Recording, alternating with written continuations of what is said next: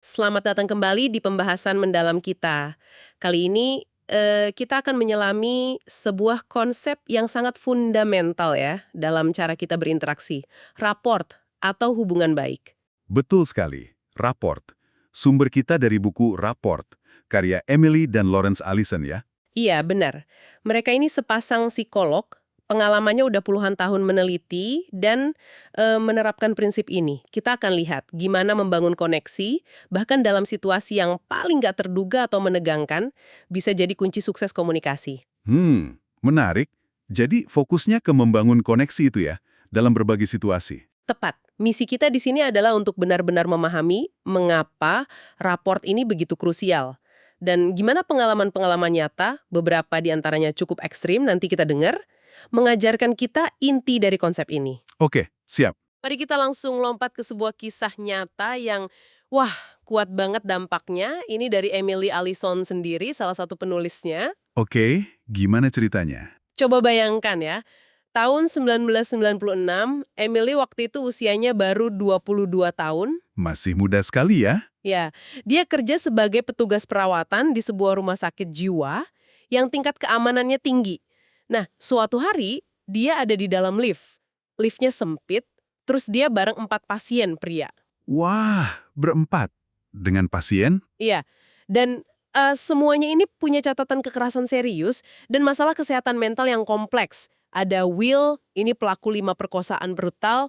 Ada Ishak, badannya besar tapi pendiam. Dia mencekik ayahnya sampai tewas pas lagi psikotik. Terus 2 pasien lain riwayatnya mirip-mirip lah. Astaga, situasi yang sangat berisiko. Ananya, wah pasti tegang banget ya. Hening, tapi hening yang aneh gitu, berat. Bisa dibayangkan? Terus, pas pintu lift akhirnya kebuka di lantai tujuan, 3 pria keluar kayak biasa, tapi ada satu orang namanya Jerome, dia malah tetap berdiri di situ, diem, ngeblokir pintu keluar satu-satunya. Berdiri diam di pintu. Iya, Jerome ini digambarkan badannya tinggi besar, riwayatnya skizofrenia paranoid, terus ada ledakan kekerasan yang mengerikan. Dia pernah bunuh tetangganya umur 82 tahun, pakai palu cakar. Gara-gara dia delusi ngira tetangganya itu mata-mata CIA. Ya Tuhan. Jadi dia berdiri di situ, menghalangi Emily? Persis, menghalangi jalan Emily, satu-satunya petugas di lift itu. Situasi yang luar biasa mencekam kan? Ya. Gimana coba Emily menghadapinya? Nah, disinilah kita bakal lihat kekuatan report atau paling nggak upaya membangunnya beraksi di kondisi genting. Itu momen kritis banget pasti. Jerome kan punya potensi kekerasan yang nyata, dan dia secara fisik menghalangi jalan keluar. Respons Emily dalam hitungan detik itu, wah, jadi penentu segalanya. Iya kan? Yang paling fundamental, menurut refleksi Emily sendiri pas cerita ulang kejadian ini, adalah kebutuhannya untuk mempertahankan semacam koneksi manusiawi dengan Jerome. Walaupun mungkin tipis banget ya koneksinya dalam detik-detik krusial itu, dia perlu bikin Jerome, meskipun mungkin kondisinya nggak stabil, melihat dia sebagai sesama manusia. Bukan sekedar objek penghalang atau figur otoritas yang dibenci atau target potensial. Maksa lewat gitu. Tapi yang Emily lakukan beda kan? Buku ini cerita gimana? Betul. Dia nggak melakukan semua itu. Nggak teriak. Nggak coba dorong Jerome. Nggak memaksakan kehendaknya secara agresif. Dan yang menarik lagi nih, dia juga sadar untuk nggak memunggungi Jerome. Oh iya, kenapa tuh? Ya, itu bisa dianggap tanda kelemahan. Atau malah kasih kesempatan buat Jerome nyerang dari belakang kan? Masuk akal. Terus, apa yang dia lakukan? Sebaliknya, dia berusaha keras mempertahankan ketenangan di luar. Meskipun kita bisa bayangin ya, takutnya kayak apa di dalam. Dia bicara ke Jerome, nadanya pelan tapi tegas dan jelas. Pelan tapi tegas. Iya, yang paling penting, dia fokus untuk nggak memprovokasi atau meningkatkan ketegangan situasi. Dia hindari tindakan atau kata-kata apapun yang bisa bikin kondisi yang udah genting itu jadi lebih buruk. Nah, ini inti dari apa yang disebut komunikasi non-eskalatif. Jadi bukan soal menang atau kalah ya, tapi lebih ke meredakan situasi. Persis. Ini demonstrasi nyata dari prinsip inti membangun rapor dalam situasi sulit. Komunikasi yang tujuannya meredakan konflik, non-eskalatif, dan kemampuan fundamental untuk melihat orang di hadapan kita sebagai individu, terlepas dari perilaku masa lalu mereka atau potensi bahaya saat itu. Wow, Strategi Emily ini yang fokusnya jaga koneksi minimal dan deeskalasi aktif, akhirnya berhasil mencegah situasi meledak jadi kekerasan. Jerome akhirnya minggir, terus Emily bisa rawat dengan aman. Pelajaran yang mahal banget itu. Kisah yang luar biasa kuat ya sebagai pembuka, ini langsung bikin saya mikir dan mungkin Anda juga yang dengerin, kemampuan kayak yang ditunjukin Emily tadi, bangun koneksi dalam tekanan, itu bakat alami aja gitu, atau kita semua bisa mempelajarinya? Menurut penulis buku ini gimana? Jawaban mereka tegas banget, ya tentu saja bisa dipelajari. Membangun raport itu, menurut Emily dan Lawrence Allison, pada dasarnya soal menguasai seperangkat keterampilan interpersonal. Keterampilan interpersonal ya? Seperti apa tuh? Ya ini melibatkan fleksibilitas dalam komunikasi, kemampuan untuk berempati, atau paling nggak mencoba memahami perspektif orang lain, dan kesediaan untuk beradaptasi dengan berbagai macam orang dan situasi. Kedengarannya kayak keterampilan komunikasi biasa ya, tapi tantangan terbesarnya apa dong? Kok kayaknya susah gitu praktiknya? Ya, tapi lebih ke sesuatu yang mendasar. Kemauan kita untuk benar-benar investasi upaya buat mendengarkan dan memahami orang lain. Oh, Seringkali kan kita terlalu fokus sama agenda kita sendiri, apa yang mau kita bilang atau capai, sampai kita lupa atau abai sama kebutuhan untuk paham dari mana orang lain berasal. saya bisa bayangin sih. Rasanya sulit ya, apalagi mungkin buat orang yang kebiasaannya harus paling keras atau paling gigih biar didengar atau dapat maunya. Mendengarkan secara aktif itu mungkin rasanya pasif, kayak kita nyerahin kendari atau malah ngalah gitu. Gimana buku ini ngatasin persepsi itu? Buku ini justru berargumen sebaliknya. Mendengarkan aktif itu bukan pasif, tapi tindakan strategis yang kuat banget. Dengan beneran dengerin, kita bisa mulai paham apa tujuan, motivasi, dan kekhawatiran orang lain. Oke. Apakah tujuan mereka sejalan sama kita? Atau malah bertentangan? Ada ruang nggak buat ketemu di tengah? Pemahaman inilah yang ngasih kita dasar buat bikin keputusan lebih baik. Kompromi mungkin nggak? Atau kita memang harus pertahanin posisi kita dan siap hadapi konflik? Jadi kemampuan nahan dorongan untuk didengar, dan sebaliknya, prioritasin usaha memahami orang lain dulu, itu langkah pertama yang paling sederhana, tapi paling signifikan menuju rapor yang efektif. Oke. Jadi rapor bisa dipelajari, kuncinya di mendengarkan dulu. Nah, sekarang kita perluas sedikit pandangannya. Kenapa sih rapor ini penting banget, terutama dalam konteks yang lebih luas, mungkin di dunia profesional gitu? Kata rapor sendiri kan ada asal-usulnya ya? Betul. Kata report itu dari bahasa Prancis, rapporter. Artinya secara harfiah, membawa kembali atau melaporkan. Ini relevan karena kedua penulis buku ini, Emily dan Lawrence Allison, udah habiskan sebagian besar karir profesional mereka kerja bareng dan kasih nasihat ke berbagai lembaga, termasuk polisi, militer, badan intelijen. Oh, serius ya? Fokusnya ke apa tuh? Fokus mereka itu ke gimana cara terbaik dapetin informasi atau bukti yang andal dari orang yang diwawancarai. Seringkali dalam situasi yang sangat sulit dan perlu tekanan. Dan apa temuan utama mereka soal report dalam konteks ini? Nah, yang menarik banget dan jadi benang merah kerjaan mereka itu kesimpulan bahwa raport bukan cuma sekedar nice to have ya, atau fondasi hubungan pribadi yang baik aja. Dalam konteks profesional yang penuh tantangan ini, raport justru jadi jalan terbaik dan paling andal buat memperoleh informasi. Bahkan dari orang-orang yang dianggap paling resisten atau susah diajak bicara. Wah, jalan terbaik ya.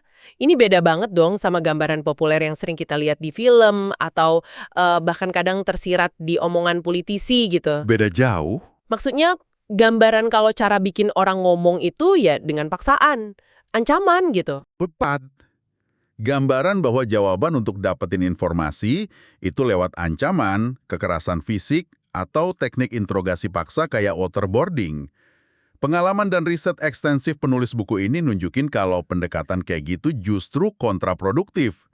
Jawaban yang sebenarnya, yang terbukti paling efektif secara konsisten, ya bangun rapor. Mereka bahkan terlibat riset penting soal ini kan ya, buat kelompok khusus di Amerika Serikat. Iya, mereka melakukan riset signifikan untuk High Value Detainee Interrogation Group atau HIG di Amerika. HIG ini kelompok yang dibentuk pemerintahan Presiden Obama setelah serangan 9/11. Mandatnya spesifik banget. Cari cara yang lebih baik dan lebih etis buat interogasi tersangka teroris bernilai tinggi, tujuannya mencegah serangan di masa depan. Oke. Nah, misi riset yang dikasih ke Emily dan Lawrence Allison ini jelas banget.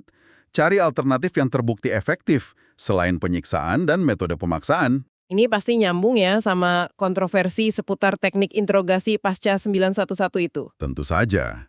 Kalau kita lihat gambaran besarnya, kan udah banyak bukti dan investigasi sebelumnya soal yang namanya Enhanced Interrogation Techniques itu. Teknik interogasi yang ditingkatkan yang dipakai waktu itu. Kesimpulan umumnya ya, metode paksaan itu secara fundamental nggak efektif. Nggak efektif gimana maksudnya? Ya, paling banter, mereka cuma hasilkan informasi yang terkontaminasi, nggak akurat, atau malah menyesatkan. Tapi lebih sering lagi, mereka sama sekali nggak hasilkan info berguna. Udah gitu, penggunaan penyiksaan punya dampak destruktif yang luas, ngerusak reputasi lembaga intelijen, profesi psikologi yang terlibat, dan secara ironis, kata penulis buku ini, justru bikin dunia jadi tempat yang lebih bahaya, bukan lebih aman. Nah, ini bagian yang menurut saya sangat menarik dari paparan di pendahuluan buku ini. Mereka nemuin kalau para interogator ahli yang sejati, orang-orang yang secara konsisten berhasil dapat info intelijen berharga dari sumber sulit, ternyata udah tahu kalau bangun rapor atau setidaknya semacam koneksi profesional, itu metode paling bisa diandalin. Justru itu. Para ahli ini malah sangat sadar kerusakan yang disebabkan paksaan dan sama sekali nggak dukung penggunaan penyiksaan. Terus kalau para ahli tahu rapor lebih efektif, kok bisa penyiksaan dan metode paksaan itu masuk dan bahkan sempat dilegalkan gitu di beberapa tempat? Gimana penjelasannya? Nah, menurut analisis penulis, ini bukan karena para ahlinya tiba-tiba jadi brutal. Sebaliknya, metode paksaan ini dibawa masuk dan dipromosiin sama orang-orang yang mereka sebut charlatans and novices. Charlatans and novices, apa tuh artinya? Ya intinya, orang-orang yang nggak kompeten, penipu, atau pemula yang kurang pengalaman. Mereka manfaatin situasi genting perang lawan teror sebagai semacam pembenaran buat eksperimen yang nggak etis dan nggak efektif. Jadi bukan dari ahlinya sendiri? Bukan. Penulis ini bantah keras gagasan kalau penyiksaan itu kejahatan yang perlu atau necessary evil. Sebaliknya, mereka simpulin itu sebagai kejahatan yang sama sekali nggak efektif, wholly ineffective one. Dan praktik inilah yang kemudian bereskalasi jadi skandal penyalahgunaan mengerikan kayak yang keungkap di penjara Abu Ghraib dan kamp tahanan Guantanamo Bay, kamp X-ray itu. Jadi para ahli sejati ngandelin raport, sementara metode paksaan datang dari pihak luar yang kurang kompeten. Ini benar-benar ngebalikin narasi umum ya. Dan penulis ini pengen buktiin keunggulan raport secara ilmiah nih, bukan cuma berdasarkan pengalaman atau cerita aja. Tepat sekali. Mereka sangat menekankan kalau riset mereka harus punya relevansi praktis. Harus bisa diterapin langsung sama praktisi di lapangan. Polisi, tentara, intelijen. Mereka nggak tertarik bikin teori akademis yang cuma muter di kalangan terbatas. Pengen yang ada dampak nyata gitu ya? Iya, kerjaan mereka harus bisa bikin perbedaan nyata buat orang sungguhan dalam situasi nyata. Mereka secara eksplisit bilang, nggak mau cuma studi lab pakai mahasiswa yang dibayar buat pura-pura jadi teroris. Mereka butuh data dunia nyata. Terus gimana mereka dapat data itu? Bukannya wawancara sama teroris asli susah banget ya aksesnya? Luar biasa. Mereka berhasil dapat akses ke apa yang mereka yakini sebagai kumpulan data rekaman wawancara polisi terbesar di dunia dengan teroris yang udah dihukum. Ini mencakup lebih dari 2.000 jam rekaman audio dan video asli dari interogasi nyata. 2.000 jam? Wow! Dengan data emas ini, mereka bisa uji hipotesis mereka secara empiris. Apakah pendekatan berbasis raport yang udah terbukti efektif di konteks lain kayak konseling psikologis atau wawancara tersangka kejahatan biasa juga bakal terbukti unggul pas diterapin ke populasi yang dianggap paling sulit dan resisten ini, yaitu teroris sungguhan. Pertanyaan kuncinya pasti berat banget ya. Apa orang-orang yang mungkin didorong kebencian ideologis mendalam sama semua yang diwakili pewawancara, negara, hukum, nilai-nilai barat, dan lain-lain, masih bakal respons positif sama strategi yang fokusnya ke empati, kejujuran, kasih otonomi? Apa pendekatan yang mungkin berhasil bikin remaja mau cerita soal masalahnya di sekolah, beneran bisa diterapin ke teroris yang mungkin udah dilatih khusus buat nahan interogasi dan nolak kerjasama? Hasil analisis mereka terhadap ribuan jam rekaman itu ngasih jawaban yang cukup mengejutkan dan sangat signifikan secara statistik. Oh iya, gimana hasilnya? Model raport yang mereka kembangin dan pakai buat analisis interaksi di rekaman itu ternyata secara konsisten nunjukin keunggulan, bahkan dalam konteks interaksi yang sangat antagonistik ini. Pendekatan yang diambil pewawancara, apakah lebih ngandelin raport atau lebih ke konfrontasi pemaksaan, terbukti punya pengaruh kuat banget ke keputusan tersangka buat bicara atau tetap diam. Jadi pendekatan pewawancara itu ngaruh banget ya? Banget. Secara konsisten di seluruh sampel data yang masif itu, Penggunaan strategi berbasis raport berkorelasi signifikan sama peningkatan yield, yaitu perolehan informasi intelijen yang relevan atau bukti penting yang bisa dipakai di pengadilan. Jadi ini bukan jaminan mutlak gitu ya, tapi ningkatin peluang secara signifikan. Tepat, raport bukan tombol ajaib yang bisa maksa siapa aja ngaku atau kerjasama. Pasti akan selalu ada individu yang nggak akan pernah bicara, apapun pendekatannya. Tapi, riset ini ngasih bukti kuantitatif yang kuat kalau bangun raport itu kesempatan terbaik yang dimiliki pewawancara buat berhasil dapetin informasi yang dibutuhin. Bahkan dalam keadaan paling ekstrim dan menantang sekalipun. Wah, Ini menggeser perdebatan dari sekedar opini atau preferensi gaya jadi argumen berbasis bukti. hasil riset ini benar-benar luar biasa ya dampaknya. Ternyata pendekatan yang lebih manusiawi ini justru paling efektif di situasi yang paling nggak manusiawi. Tapi apakah prinsip raport ini cuma relevan buat situasi ekstrim kayak interogasi teroris aja, atau ada implikasi yang lebih luas buat kita semua di kehidupan sehari-hari? Nah, ini poin penting yang juga disorot di bagian pendahuluan buku. Penulis cerita gimana setelah mereka kasih pelatihan soal teknik berbasis rapor ini ke berbagai kelompok profesional, polisi, personil militer, petugas layanan darurat, negosiator sandera, mereka mulai dapat umpan balik menarik. Umpan balik kayak gimana tuh? Para peserta pelatihan ini nggak cuma laporin peningkatan efektivitas dalam kerjaan mereka, tapi banyak dari mereka juga mulai merefleksikan dan nerapin keterampilan yang sama dalam hubungan pribadi mereka. Oh, jadi dampaknya nyampe ke kehidupan pribadi juga? Serius? Betul, mereka cerita tentang peserta yang mulai pakai prinsip-prinsip rapor ini buat navigasi percakapan sulit sama pasangan mereka, atau buat coba nyambung lagi sama anak remaja mereka yang mungkin lagi berontak, atau bahkan buat komunikasi lebih efektif sama atasan atau bawahan di tempat kerja. Wah, menarik banget ya. Kesadaran bahwa model komunikasi ini punya aplikasi yang jauh lebih universal, inilah yang kemudian motivasi Emily dan Lawrence Allison buat nulis buku ini.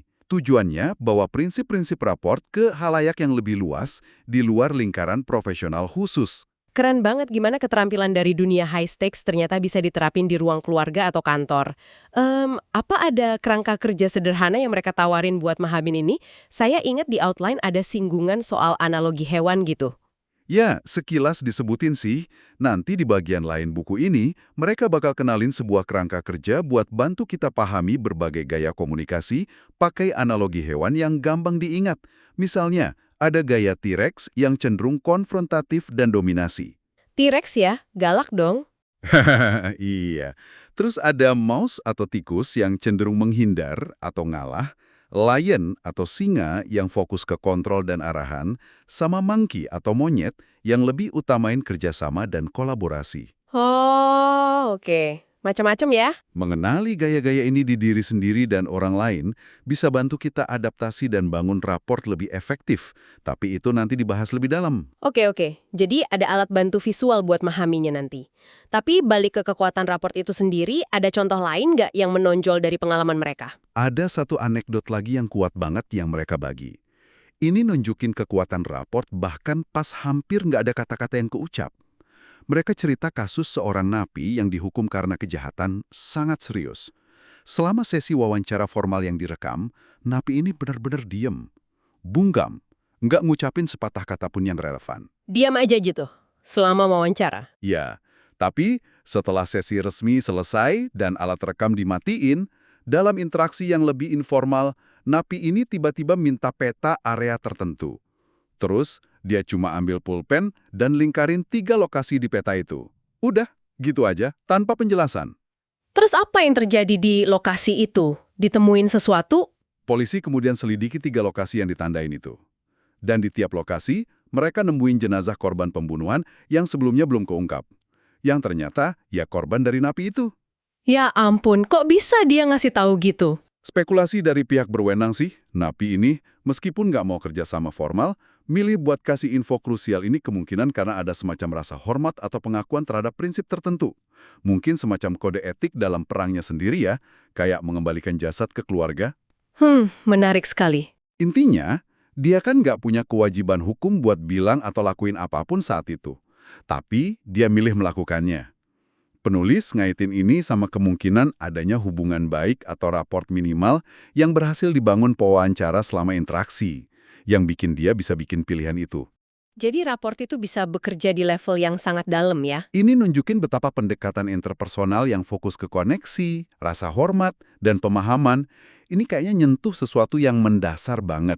Mungkin hardwired atau tertanam dalam diri kita semua sebagai makhluk sosial, sadar atau nggak sadar. Iya. Bahkan nih, penulisnya dengan sedikit humor ngaku kalau strategi raport ini masih sering mereka pakai secara efektif satu sama lain sebagai pasangan suami istri yang udah bareng lebih dari 20 tahun. Hah, itu menarik. Kalau berhasil ke pasangan sendiri pasti ada benernya ya? Dan yang lebih menarik lagi, mereka nambahin kalau strategi ini bahkan kadang masih berhasil ke anak-anak remaja mereka. Meskipun anak-anak itu udah tahu trik orang tuanya. Haha, bisa gitu ya? Ini nunjukin salah satu keindahan pendekatan berbasis raport. Dia nggak bergantung sama tipu daya, manipulasi, atau strategi rumit yang harus dirahasiain. Prinsip-prinsipnya transparan dan bisa tetap efektif bahkan kalau orang lain sadar apa yang lagi Anda coba lakuin. Yaitu, ya coba nyambung dan memahami. Jadi setelah dengar semua ini nih, apa manfaat nyata nemuin kunci raport ini buat Anda, pendengar kami, dalam kehidupan sehari-hari? Menurut buku ini, apa aja yang bisa kita harapkan? Buku ini nyaranin kalau nguasain seni report bisa bawa banyak manfaat konkret. Misalnya, ini bisa bantu Anda jalin pertemanan baru lebih mudah, hindari rasa terisolasi sosial, bisa secara signifikan perkuat hubungan yang udah ada, sama pasangan, anak, teman, orang tua, dengan ningkatin kualitas komunikasi dan pemahaman. Di kerjaan juga? Ya, di dunia kerja, ini bisa buka pintu ke hubungan bisnis yang lebih efektif dan produktif. Dan, secara umum, ini kasih Anda alat buat kelola situasi sulit, konflik, atau percakapan menantang secara lebih produktif dan konstruktif, bukan destruktif. Dan semua manfaat ini dibangun di atas beberapa prinsip inti ya? Tadi sempat disinggung akronim HER. Bisa dijelasin dikit? Tentu. Fondasi dari semua ini, yang bakal dieksplorasi jauh lebih dalam di bagian selanjutnya buku ini, dirangkum penulis dalam 4 prinsip inti yang mereka sebut akronim HEAR. HEAR. HER. Apa aja tuh? He itu honesty, kejujuran, bersikap tulus dan transparan soal niat Anda. I itu empathy, upaya tulus buat pahami sudut pandang dan perasaan orang lain meskipun Anda nggak setuju. A itu autonomy, hargai hak orang lain buat bikin pilihan mereka sendiri, jangan paksain kehendak Anda.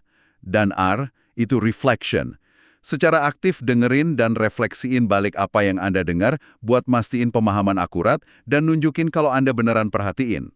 Honesty, empathy, autonomy, reflection. Hey, Keempat prinsip ini pilar dasar buat jaga keterlibatan yang positif dan produktif sama orang lain. Nggak peduli seberapa sulit atau canggung situasinya. jadi intinya kejujuran, empati, hargai pilihan orang lain, sama refleksi diri, itu bukan sekedar sikap baik hati yang pasif gitu ya, tapi justru fondasi strategis buat komunikasi yang beneran berhasil, bahkan di situasi paling sulit sekalipun. Ini bener-bener ngebalikin anggapan umum kalau mungkin kekuatan atau paksaan itu jalan pintas ke hasil ya. Tepat sekali. Ini pergeseran paradigma. Dari komunikasi sebagai alat buat maksa kehendak, jadi komunikasi sebagai alat buat bangun jembatan pemahaman. Baiklah, dari eksplorasi mendalam kita di bagian pengantar buku report hari ini, kita udah lihat betapa mendasar dan kuatnya konsep hubungan baik ini ya. Kisah nyata yang dramatis kayak pengalaman Emily di lift tadi nunjukin ke kita kalau ketenangan, upaya jaga koneksi manusiawi, dan komunikasi non-eskalatif itu beneran bisa jinakin situasi paling bahaya sekalipun. Kita juga belajar kalau report bukan sekedar bakat bawaan misterius. Dia serangkaian keterampilan yang bisa dipelajari, dilatih, diasah sama siapa aja. Kunci utamanya seringkali ada di kemampuan yang kedengeran sederhana tapi susah dipraktekin.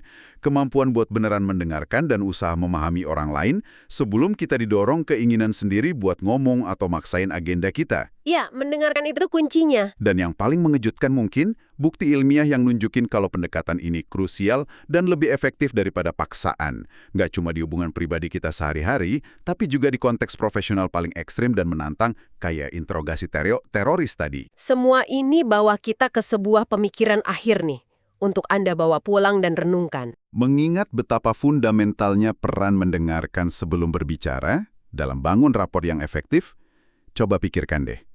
Gimana Anda bisa secara sadar latih otot mendengarkan ini dalam interaksi Anda sehari-hari, selama minggu ini? Nggak perlu situasi dramatis kok. Mungkin dalam percakapan singkat sama rekan kerja pas makan siang. Atau pas ngobrol sama pasangan soal hari mereka. Atau bahkan pas interaksi sebentar sama kasir di toko.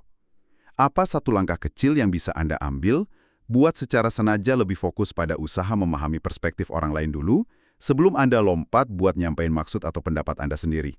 Renungkanlah hal ini. Sampai jumpa di pembahasan mendalam kita berikutnya.